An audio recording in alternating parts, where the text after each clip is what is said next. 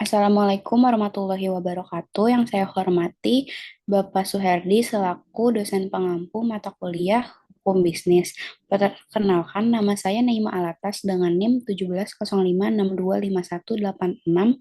Pada kesempatan kali ini, saya akan mempresentasikan tugas penyusunan surat perjanjian jual beli barang dengan objek yang saya pilih yaitu jual beli mobil. Saya memilih jual beli mobil karena menurut saya transaksi ini memiliki nilai yang cukup besar, sehingga membutuhkan perlindungan hukum yang jelas. Berbeda dengan jual beli barang sehari-hari yang sering dilakukan secara lisan.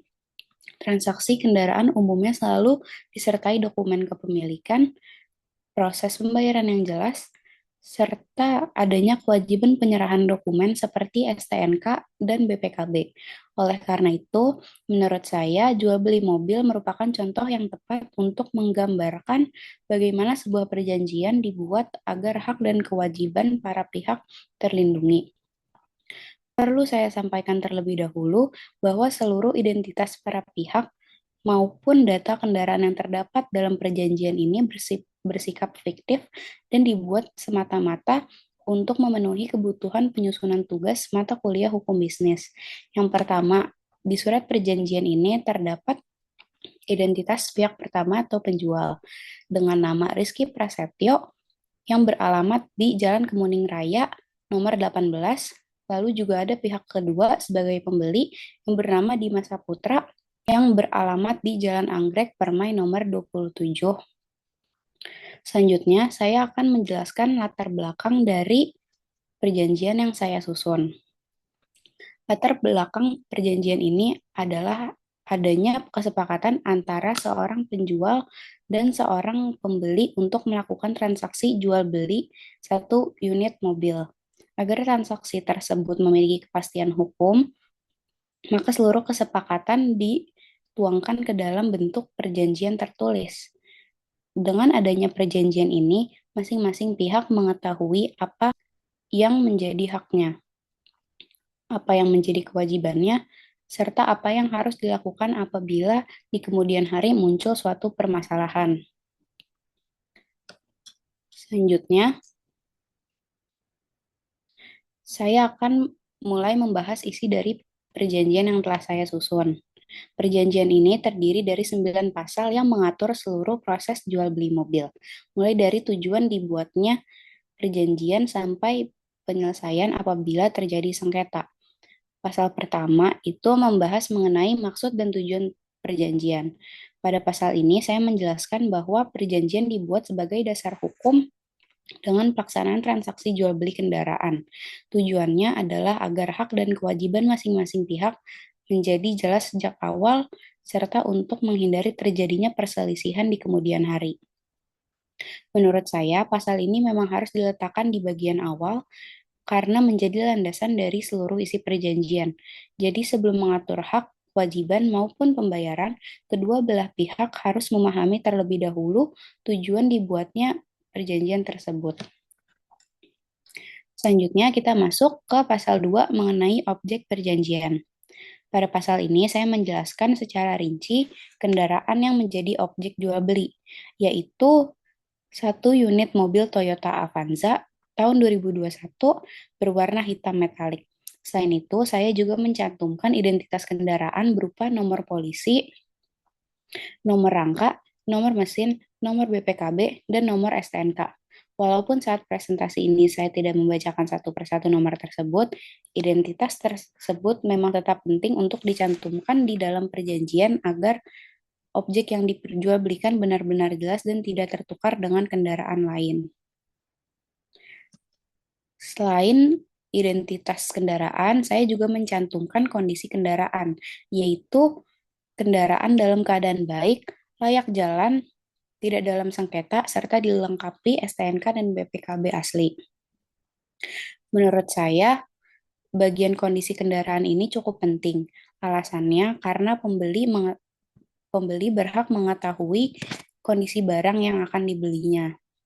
Di sisi lain, penjual juga terlindungi karena sudah menjelaskan kondisi kendaraan sejak awal. Jadi apabila nanti muncul perbedaan pendapat mengenai kondisi mobil, kedua belah pihak dapat melihat kembali isi perjanjiannya. Selanjutnya, saya masuk ke pasal 3 mengenai hak dan kewajiban para pihak. Menurut saya, pasal ini merupakan inti dari seluruh perjanjian karena mengatur apa yang boleh diterima oleh masing-masing pihak dan apa yang wajib mereka lakukan.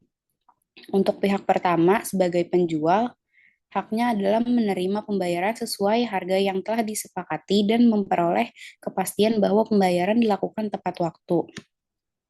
Sedangkan kewajibannya adalah menyerahkan mobil beserta STNK, BPKB, dan kunci kendaraan. Menjamin bahwa mobil tersebut merupakan milik yang sah serta tidak sedang menjadi objek sengketa maupun jaminan kepada pihak lain dan menyerahkan kendaraan sesuai dengan kondisi yang telah diperlihatkan kepada pembeli.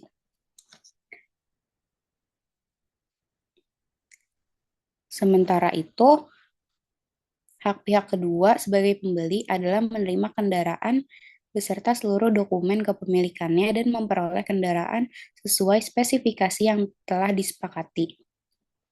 Adapun kewajibannya adalah membayar harga kendaraan sesuai perjanjian, melakukan proses balik nama kendaraan, serta menanggung biaya balik nama setelah transaksi selesai.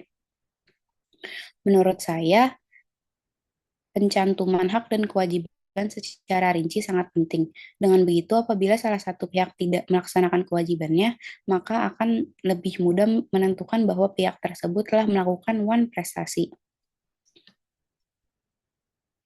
Berikutnya adalah pasal 4 mengenai nilai transaksi dan tata cara pembayaran. Dalam perjanjian ini, harga mobil disepakati sebesar 235 juta rupiah.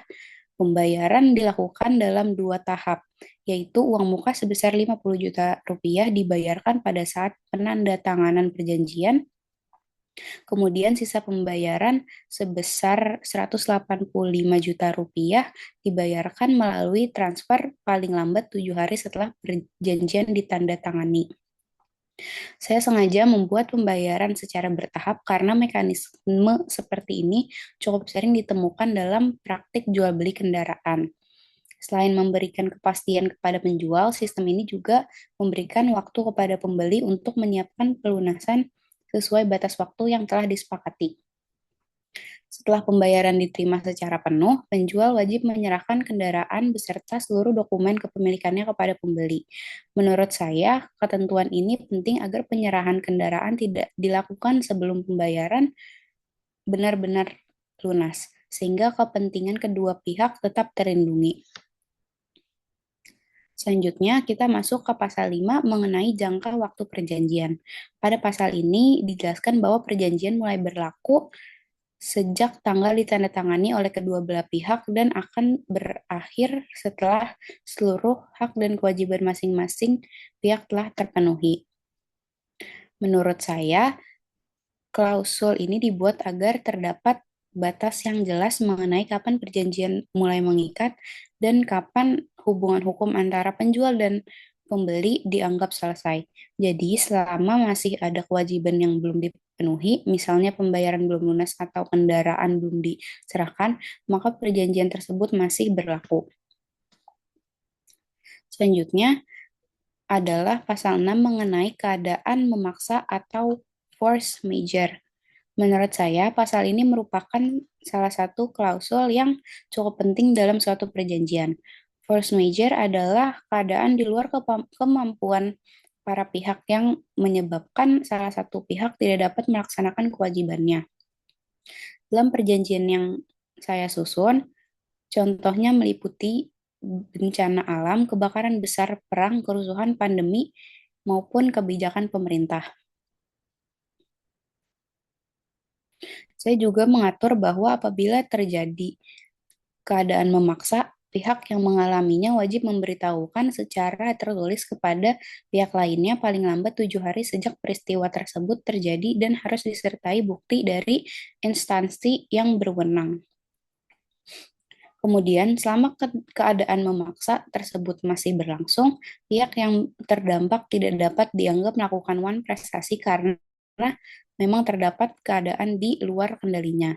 Selanjutnya, apabila keadaan memaksa berlangsung lebih dari 30 hari, kedua belah pihak harus bermusyawarah untuk menentukan apakah perjanjian akan dilanjutkan atau dibatalkan. Apabila akhirnya diputuskan untuk dibatalkan, sebelum kendaraan diserahkan, maka penjual wajib mengembalikan uang muka yang telah diterima pada pembeli paling lambat 14 hari sejak pembatalan disepakati. Menurut saya, ketentuan ini dibuat agar tidak ada pihak yang dirugikan apabila terjadi keadaan yang benar-benar tidak dapat diprediksi maupun dihindari. Selanjutnya, pasal 7 mengenai wan prestasi dan sanksi. Pada pasal ini diatur mengenai akibat hukum apabila salah satu pihak tidak melaksanakan kewajibannya. Misalnya, apabila pembeli terlambat melakukan pelunasan lebih dari 14 hari, maka penjual berhak membatalkan perjanjian. Sebaliknya, apabila penjual tidak menyerahkan kendaraan setelah menerima pembayaran lunas, maka penjual wajib mengembalikan seluruh pembayaran yang telah diterima serta mengganti kerugian yang dialami oleh pembeli. Selain itu, dalam pasal ini juga ditegaskan bahwa pihak yang melakukan wan prestasi wajib memberikan ganti rugi sesuai dengan kerugian nyata yang dialami oleh pihak lainnya. Menurut saya, sanksi seperti ini penting agar kedua belah pihak sama-sama memiliki tanggung jawab untuk melaksanakan isi perjanjian dengan baik. Selanjutnya, pasal 8 mengenai penyelesaian sengketa. Dalam perjanjian ini, saya memilih penyelesaian sengketa secara bertahap. Langkah pertama adalah melalui musyawarah untuk mencapai mufakat. Saya memilih cara ini karena dalam hukum perdata, penyelesaian secara damai selalu lebih diutamakan dibandingkan langsung membawa perkara ke pengadilan. Namun, apabila musyawarah tidak menghasilkan kesepakatan dalam waktu 30 hari, maka sengketa akan diselesaikan melalui Pengadilan Negeri Jakarta Timur. Menurut saya, pengaturan seperti ini memberikan kepastian mengenai forum penyelesaian sengketa, sehingga apabila benar-benar terjadi perselisihan, kedua belah pihak sudah mengetahui kemana sengketa tersebut akan diselesaikan. Terakhir adalah pasal 9 mengenai penutup. Pasal ini menegaskan bahwa perjanjian dibuat atas dasar kesepakatan para pihak tanpa adanya paksaan dari siapapun. Selain itu, setiap perubahan isi perjanjian hanya dapat dilakukan apabila disetujui secara tertulis oleh kedua belah pihak. Kemudian dijelaskan juga bahwa perjanjian dibuat dalam dua rangka pasti yang masing-masing mempunyai kekuatan hukum yang sama. Artinya, baik penjual maupun pembeli sama-sama memiliki satu bukti surat perjanjian yang dapat dijadikan alat bukti apabila diperlukan di kemudian hari. Setelah menjelaskan seluruh isi perjanjian, selanjutnya saya akan menjelaskan dasar hukum yang menjadi landasan dalam penyusunan perjanjian ini. Selanjutnya adalah saya akan menjelaskan dasar hukum yang saya gunakan dalam menyusun perjanjian ini. Dasar hukum pertama adalah pasal 1320 Kitab Undang-Undang Hukum Perdata yang mengatur mengenai syarat sah suatu perjanjian. Dalam pasal tersebut terdapat 4 syarat, yaitu adanya kesepakatan para pihak, kecakapan para pihak untuk membuat perjanjian, adanya objek tertentu, dan adanya sebab yang halal. Menurut saya, keempat syarat tersebut sudah terpenuhi dalam perjanjian yang saya susun. Kesepakatan terlihat dari adanya persetujuan antara penjual dan pembeli. Para pihak juga diasumsikan merupakan orang yang cakap menurut hukum. Objek perjanjiannya jelas, yaitu satu unit mobil dengan identitas yang lengkap. Selain itu, tujuan perjanjiannya juga tidak bertentangan dengan hukum karena merupakan transaksi jual beli yang sah. Dasar hukum berikutnya adalah pasal 1338 KUH Perdata yang menyatakan bahwa setiap perjanjian yang dibuat secara sah berlaku sebagai undang-undang bagi para pihak yang membuatnya. Ketentuan ini dikenal dengan asas pacta sunt servanda, artinya setelah perjanjian disepakati dan ditandatangani, maka isi perjanjian tersebut wajib dipatuhi kedua belah pihak. Selanjutnya, saya juga menggunakan pasal 1457 KUH Perdata yang menjelaskan bahwa objek jual beli adalah suatu perjanjian di mana satu pihak mengikatkan dirinya untuk menyerahkan suatu barang. Sedangkan pihak lainnya berkewajiban membayar harga yang telah disepakati. Menurut saya, pasal ini menjadi dasar dari hubungan hukum antara penjual dan pembeli dalam perjanjian yang saya buat. Selain itu, mengenai wan prestasi, saya mengacu pada ketentuan pasal 1238 dan pasal 1243 KUH Perdata. Kedua pasal tersebut pada dasarnya mengatur bahwa apabila salah satu pihak tidak memenuhi prestasinya, maka pihak tersebut dapat dimintai pertanggungjawaban dan diwajibkan memberikan ganti rugi sesuai dengan kerugian yang dialami pihak lainnya. Selanjutnya, saya akan menjelaskan potensi sengketa yang mungkin terjadi dalam perjanjian ini. Menurut saya, terdapat beberapa kemungkinan sengketa. Yang pertama adalah pembeli terlambat atau bahkan tidak melunasi pembayaran sesuai waktu yang telah disepakati. Apabila hal tersebut terjadi, maka berdasarkan isi perjanjian, penjual berhak membatalkan transaksi. Kemungkinan kedua adalah penjual tidak menyerahkan kendaraan meskipun pembayaran telah diterima secara lunas. Dalam kondisi tersebut, pembeli dapat menuntut pengembalian seluruh pembayaran beserta ganti rugi sesuai ketentuan yang telah dicantumkan dalam perjanjian. Potensi sengketa berikutnya adalah apabila ternyata kondisi kendaraan yang diserahkan tidak sesuai dengan kondisi yang telah dijanjikan. Misalnya terdapat kerusakan yang sebelumnya tidak diinformasikan atau kendaraan ternyata sedang menjadi objek sengketa. Dalam keadaan seperti ini, isi perjanjian dapat dijadikan sebagai alat bukti untuk menentukan hak dan kewajiban masing-masing pihak. Selain itu, sengketa juga dapat timbul apabila terjadi keadaan memaksa yang menyebabkan salah satu pihak tidak dapat melaksanakan kewajibannya. Oleh karena itu, saya memasukkan klausul klausul force majeure agar terdapat mekanisme penyelesaian yang jelas apabila keadaan tersebut benar-benar terjadi. Mengenai cara penyelesaian sengketa, saya memilih penyelesaian secara bertahap. Tahap pertama adalah melalui musyawarah untuk mencapai mufakat.